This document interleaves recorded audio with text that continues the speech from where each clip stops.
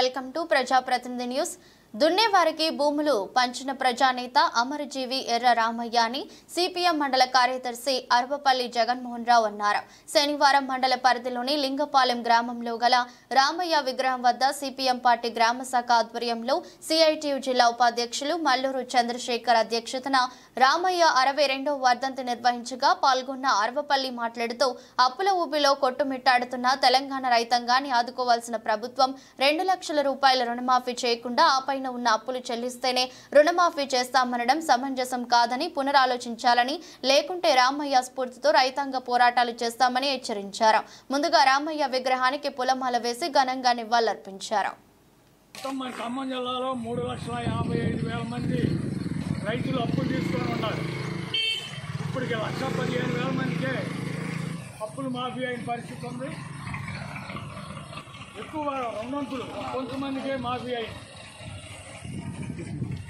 భవిష్యత్తులోనైనా సరే ఇప్పుడు జరిగిపోయింది వచ్చాక దాంట్లో మొత్తం ఈ ఆధార్ కార్డులు ఎక్కువ మంది ఇలా రోడ్ల మీద తిరుగుతున్నారు.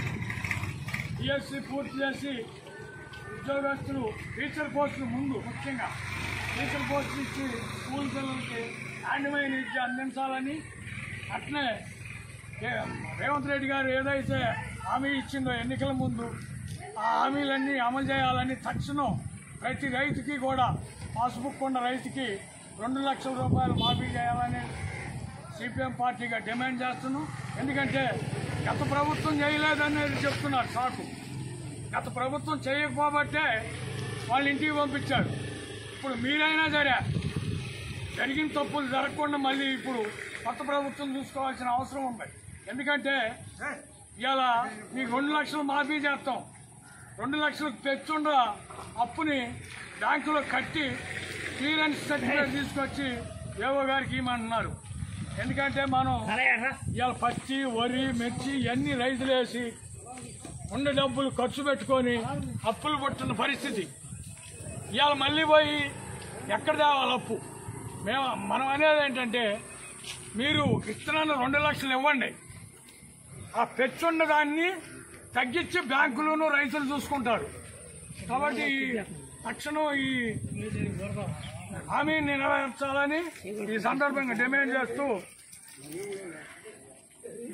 పట్టా చేపించి మీ ఇద్దరికి జాయింట్ చేసి దాంట్లో రుణాలు కూడా తీసి సాగు చేసి మహా యజ్ఞంగా నాకు కూడా కింద దాన్ని చెట్టు కొట్టడం, తగలబెట్టడం, పోడు చేయటం పెద్ద ఉద్యమంగా నడిచి ఆ రోజున ఎక్కడ కూడా నారాయణరావు ఎర్రారామయ్యకి వ్యతిరేకంగా ఇవన్నీ మాలపల్లికి పంచాలని వస్తే వాళ్ళని అక్కడ నుంచి తరిమి కొట్టి ఆయన చెవులో నుంచి నాగరెడ్డికి వచ్చి ఇంటికి కూడా రాకుండా పట్టాలు పెట్టి అందరు రమ్మని చెప్పి మొత్తం అక్కడ 6 ఎకరం 30 కాడికి మొత్తం వాళ్ళ పంచి వాళ్ళ రోజున ఇల్లు కట్టించిండు.